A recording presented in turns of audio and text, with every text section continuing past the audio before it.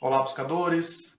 Estamos começando mais uma edição do programa Leituras para Viver Melhor, programa produzido em parceria da editora Teosófica com a TV Suprem. TV Suprem, que é o canal de comunicação da União Planetária, canal 2 da NET. E você que estiver nos acompanhando pelo YouTube, não deixe de curtir o vídeo, se inscrever no canal, que assim você nos auxilia a produzir mais conteúdo de qualidade para você. E hoje nós vamos conversar um pouco com a Maria Tereza Moreira, lá de Porto Alegre. Tudo bem, Maria? Como é que você está? Seja bem-vinda. Oi, bom dia, Charles. Obrigada pelo convite. Muito feliz de estar aqui com vocês. Nós que estamos felizes, né, por você ter aceitado partilhar conosco, né, as suas leituras para todos vivermos melhor. E hoje, a Maria, a gente vai falar sobre uma obra de publicação da Annie Besant, chamada O Poder do Pensamento, um lançamento da editora Teosófica, e que foi publicado recentemente, né? E a Maria, ela é membro da Sociedade Teosófica, ela é presidente da loja Teosófica Dharma, lá em Porto Alegre, e atua na área da informática, né? Analista de sistemas de informação. Maria, o que essa obra ela lhe chamou a atenção? Qual foi seu primeiro contato com essa obra? Como que ela lhe ajudou e está ajudando, se é que está ajudando a viver melhor? Quando eu entrei na Sociedade Teosófica, lá nos anos 90, né, os livros de teosofia estavam em todas as livrarias, editados pela editora Pensamento na época, né? E a gente começava geralmente o estudo da teosofia pelos livros do Leadbeater e da Annie Besant, né?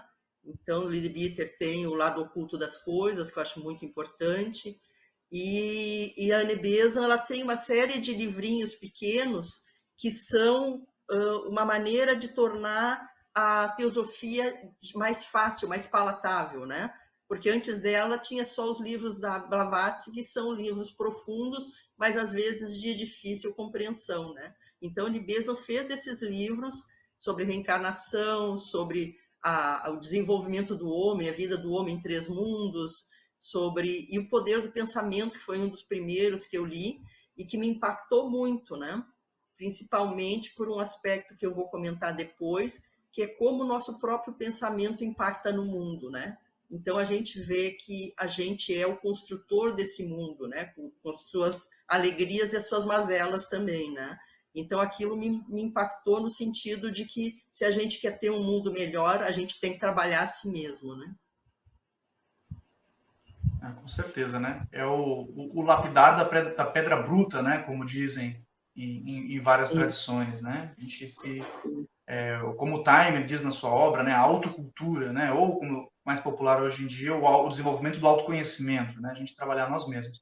A Maria citou alguns outros livros, né? Então, alguns que hoje são publicados pela editora Teosófica, né? Então, O Lado Oculto das Coisas, realmente cada autor, né, ele tem características na sua escrita, na sua maneira de se comunicar, o que é natural. Cada um de nós tem uma maneira, né, de se comunicar, e os dois autores citados pela Maria Tereza, eles têm essa característica de talvez uma veia de educacional, né? Eles têm uma característica mais didática, então que facilita um pouco a compreensão de alguns assuntos. Então, a editora Teosófica tem outros livros da Annie Besant, né, como Karma e Dharma, e agora o Poder do Pensamento, Cristianismo Esotérico. Então, são livros que facilita, né, para quem quer introduzir, mesmo se aprofundar, né, nesses temas, auxilia bastante. Maria, qual é afinal, o título da obra, né? O Poder do Pensamento. Acho que a gente poderia começar refletindo e dialogando sobre que poder é esse e, posteriormente, o que a autora define como pensamento, né? Provavelmente o que ela traz, o que ela chama de pensamento, provavelmente é algo muito mais complexo do que comumente a gente entende, né? Mas que poder é esse? Que poder que o nosso pensamento possui? Que a autora está nos trazendo? A gente aqui no Ocidente, né, costuma associar o pensamento com o cérebro físico, né, como um produto do cérebro físico, né, e usa ele de uma maneira um pouco automática, né. Então, a gente vai fazendo os processos da vida, vai passando pelas experiências, vai acumulando essas experiências no pensamento e chega um ponto em que a gente considera que essas experiências são o nosso saber e que nós temos que preservar aquele saber, porque senão a gente perderia, né, essa capacidade de aprender ou teria uma perda de tempo, teria que refazer, né, pelo esquecimento, alguma coisa nesse tipo, né? Mas o pensamento, quando a gente começa a estudar, a teosofia tem esse viés, né, de dissecar e mostrar da onde vêm esses processos e como é que eles funcionam em profundidade, né? A gente vê que ele é muito mais que isso, né? Na teosofia se fala da mente, né? A mente não tem um local físico, né? Ele é um plano sutil, né? Assim como as emoções, né? Então são planos vibracionais em que a nossa consciência opera, né? Seja nos níveis mais baixos ou nos níveis mais altos. E o pensamento é o ponto central a mente é o ponto central entre a nossa parte da personalidade, né? O corpo físico, o corpo emocional, mesmo esse pensamento de natureza mais da vida cotidiana, de ir para casa, de saber as tecnologias para fazer um trabalho, né? De uma coisa de memória, assim, como também a conexão que a gente tem com nossos planos superiores, né? Porque enquanto a gente não tem a consciência que opera nos planos superiores diretamente, essa consciência ela se reflete na mente. Então, para quem não está acostumado, ele pode parecer como sendo um pensamento, mas na verdade ele é um influxo desses níveis superiores, né? Então, a gente, quando desenvolve a atenção e começa a observar os pensamentos e todas as sutilezas que ele tem, né? A gente começa a diferenciar aquilo que é de um nível mais inferior e mais mundano daquilo que vem desses níveis mais elevados, né? Então, o poder do pensamento é nos conectar também com os níveis superiores de consciência, né? Com certeza. Pois é, esse conceito de mente, ele aparece, né, na literatura teosófica e também em algumas tradições orientais, né? Eu percebo que no budismo, por exemplo, se fala muito da mente, né?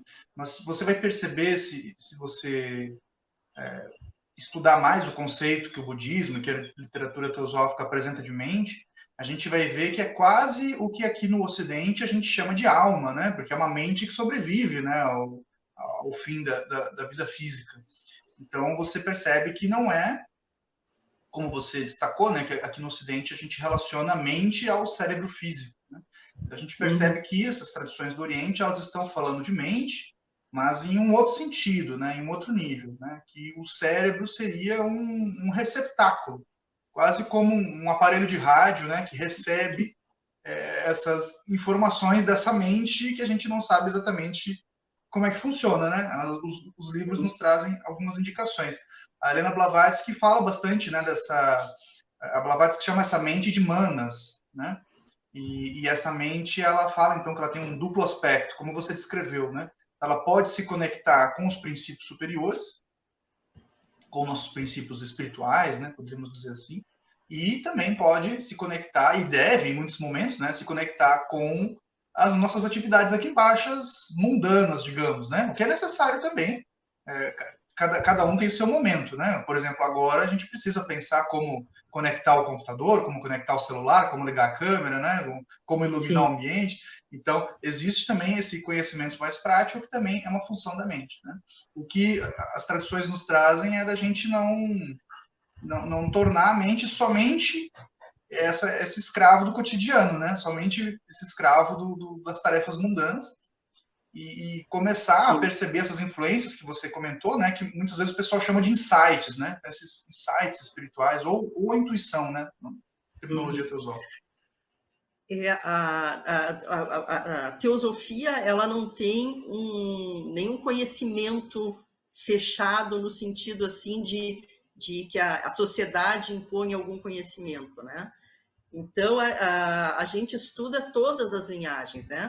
E só que tem algumas diferenças que, às vezes, todas as linhas têm as suas peculiaridades, a sua coisa histórica, né?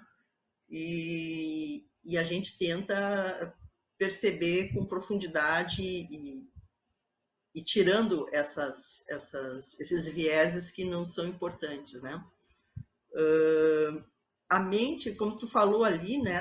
São Paulo, ele coloca a classificação em três níveis, né? A parte corporal, né? Que eles chamam às vezes de matéria, o espírito e a alma é o ponto intermediário, né? Em que liga essa parte material com a parte espiritual. Então, aquilo que tu colocou é muito apropriado, né? Então, nesse intermédio entre o espírito e a matéria está esse ponto intermediário em que a mente faz essa ligação entre esses dois momentos, até o momento em que a nossa consciência realmente consiga operar em níveis superiores, e aí essa conexão com a mente é simplesmente é o ponto onde a gente tem mais consciência, né? Programa Leituras para Viver Melhor. Hoje estamos conversando com a Maria Tereza Moreira sobre a obra O Poder do Pensamento, obra de autoria da Annie Besant e publicação no Brasil pela editora Teosófica. Nós iremos para um rápido intervalo e voltamos já já. Até daqui a pouco.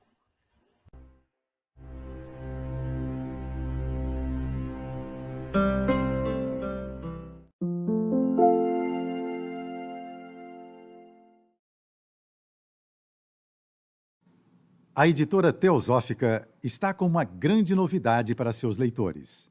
A revista Sofia, publicação que há quase 20 anos apresenta temas relacionados à espiritualidade, autoconhecimento, religiões, ciência e filosofia, agora está disponível também na versão digital. Nesta nova modalidade, o leitor pode acessar todos os mais de 90 exemplares da revista Sofia já publicados, seja na tela de seu computador, tablet ou smartphone, já que o conteúdo se adapta à tela do dispositivo utilizado. Entre em contato pelos canais da editora Teosófica para maiores informações e consulte os valores promocionais para quem já é assinante da revista impressa. Editora Teosófica. Livros para viver melhor.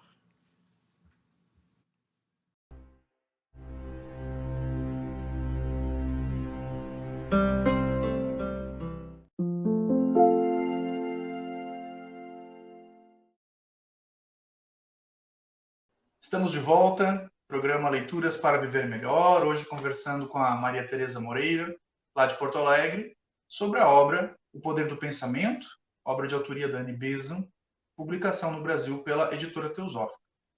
Maria, dentro dos contextos apresentados pela autora no livro, qual que é o conceito de memória? Como funciona essa mente, né, que não está exatamente no cérebro, né, ela transcende e também se conecta com princípios superiores? Como é que a memória é entendida dentro desse contexto? A memória, né, à medida que a gente vai vivendo, a gente vai construindo memórias, né?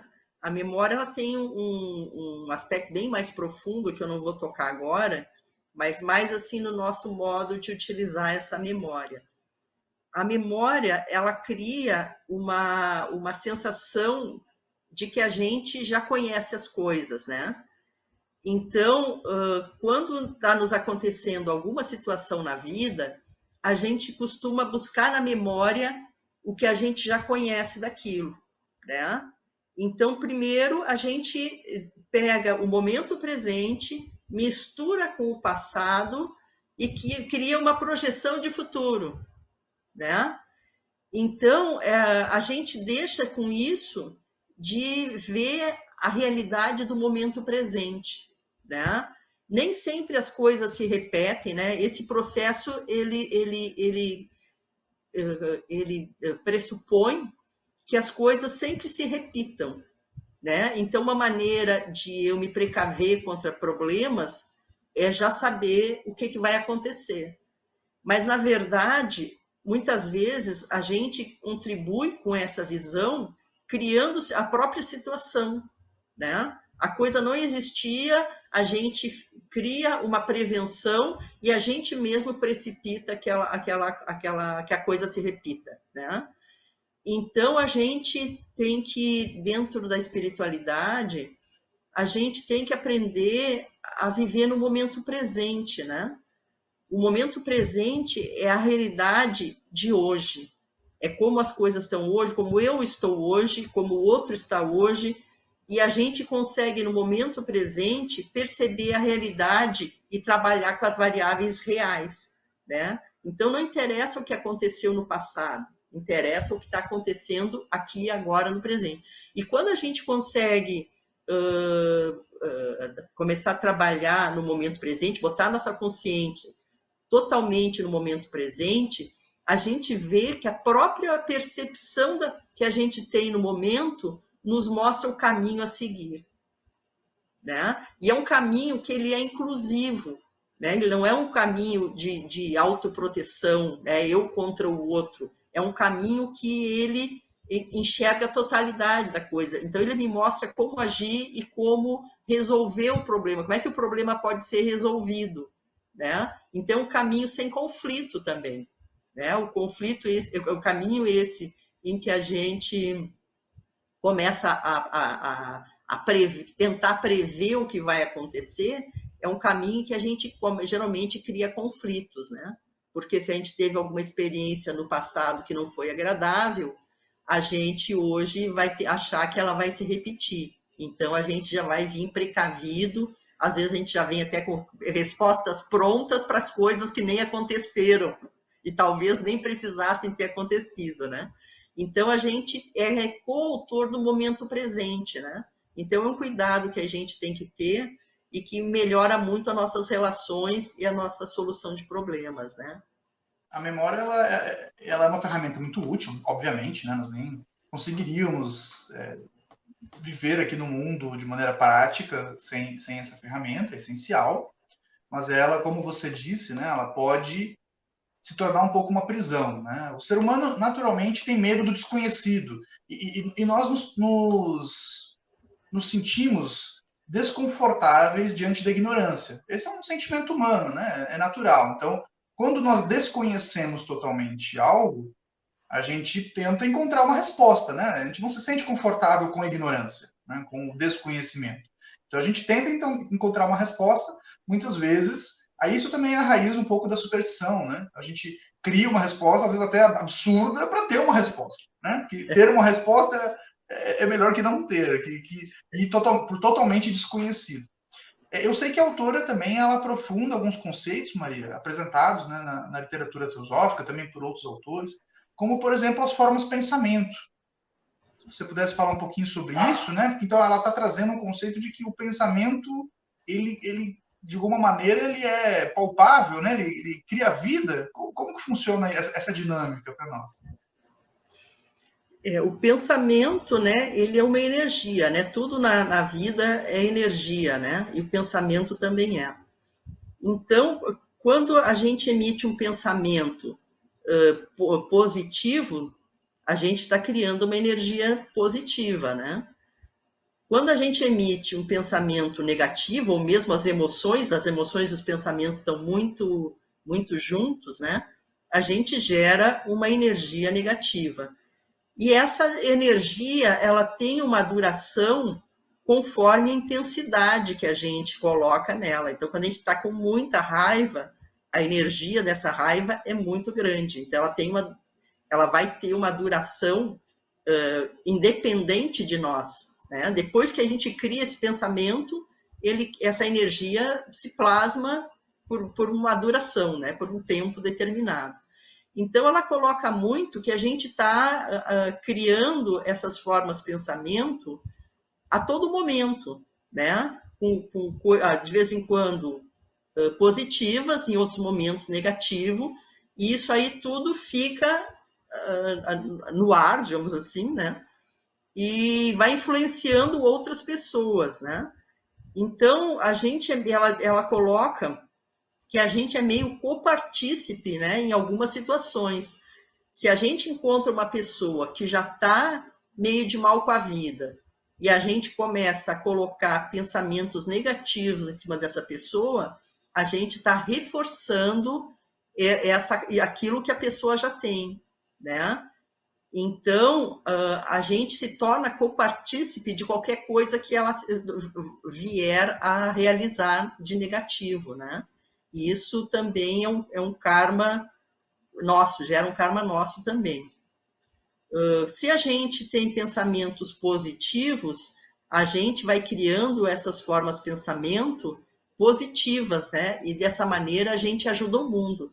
Quantos momentos a gente... Eu me lembro de uma vez que eu estava trabalhando, né? E algum pensamento negativo, eu entrei num pensamento negativo e eu não conseguia sair daquele pensamento. Porque o pensamento é energia, né? Então, tu mesmo fica refém da energia que tu criou, né? E aí eu estava naquela época que o Facebook era o top, né? E eu cliquei num vídeo da Cássia Kiss falando sobre o amor. Foi tão lindo aquilo, quando acabei de assistir, que era uma coisinha curta, 3, 5 minutos, eu vi que a minha vibração tinha mudado, né? Então, a gente tem que tomar o maior cuidado de a gente manter a nossa vibração sempre positiva, né? Porque quando a gente entra nas vibrações negativas, nós mesmos, às vezes, temos dificuldade de sair delas, né? Aí a gente fica naquela coisa como se fosse, assim, uma auto-obsessão, né? É um pensamento que fica nos obsedando e volta e retorna, e não é porque ele é só verdadeiro, é porque ele tomou um corpo que ele se tornou nosso senhor de nós mesmos, né? E até a gente conseguir sair daquilo ali, às vezes leva tempo. Quando é que a gente sai fora? Às vezes só quando acaba a energia dele, né? Se a gente não reforçar ele, cada vez que a gente reforça, a gente dá mais energia para ele, né? E eu acho isso de uma natureza muito importante, né? Com certeza, principalmente agora, na era da internet, né, das tecnologias digitais, né? Então, você, além de ter essa natureza do pensamento, você tem uma ferramenta extremamente poderosa, né? Você falou agora do vídeo, né? O vídeo que você encontrou. Então, principalmente quem é produtor de conteúdo, né? Existe uma responsabilidade com o conteúdo que você está projetando, né? Porque ele vai ter certamente consequências e ele vai retroalimentar, como você disse, né?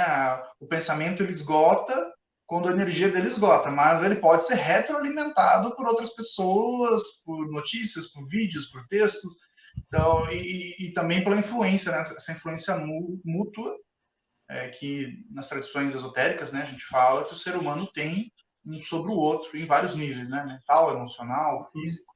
Eu costumo dizer também que a gente costuma viver mais no nosso pensamento e nas nossas emoções do que no nosso próprio corpo físico, né? Na maior parte do tempo, a gente não fica pensando sobre o nosso corpo físico. A gente pensa no nosso corpo físico quando a gente tem dor, né? Então, se eu tô com alguma dor, né? Eu bati o dedinho na quina, aí você lembra que você tem o dedinho. Mas senão a gente fica no nosso pensamento e nas nossas emoções, né? Muito mais. Isso é muito mais a nossa vida, toma muito mais tempo da nossa vida do que no nosso próprio corpo, quando está tudo bem, né? Quando tem algum problema físico, é claro que acaba tomando a nossa atenção. Este foi mais um episódio do programa Leituras para Viver Melhor. Hoje conversamos com a Maria Tereza Moreira sobre a obra O Poder do Pensamento, obra de autoria da Annie Besant, que foi a segunda presidente internacional da Sociedade Teosófica, uma grande ativista, uma grande pensadora, uma grande conferencista.